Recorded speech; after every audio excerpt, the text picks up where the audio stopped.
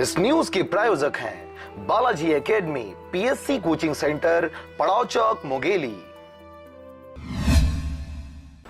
प्रदेश Congress committee के नेता प्रतिपक्ष टीएस सिंहदेव एक दिवसीय प्रवास पर मुंगेली पहुंचे थे, जहां उन्होंने विधानसभा चुनाव के मद्देनजर कांग्रेस द्वारा तैयार किए जा रहे घोषणा पत्र के संबंध में आम नागरिकों और विभिन्न संगठनों के लोगों से मिलकर उनके सुझाव लिए।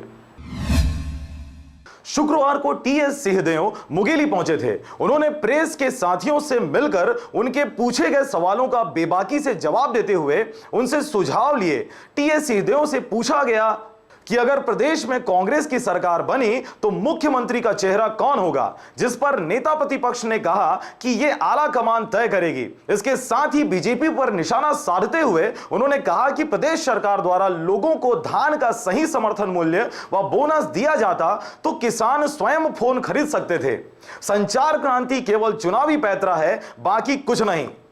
पक्ष की जवाबदारी में भी दूसरे लोगों को पार्टी ने जवाबदारी देना उचित समझा, लेकिन उनका जो व्यवहार रहा, बावजूद इसके उन्होंने कांग्रेस पार्टी के डिसिप्लिन को अभी तक नहीं तोड़ा, जो मैंने हमेशा कहा है कि प्रशंसनीय है।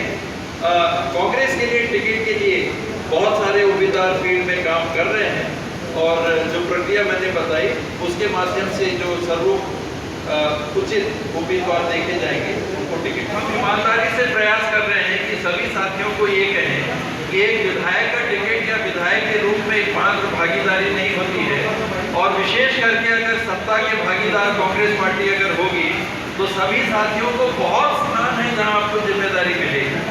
90 जो संवैधानिक पद हैं, जो कि लाल बत्ती वाले पहले थे, अभी बत्ती हटी है लेकिन वो जगह है।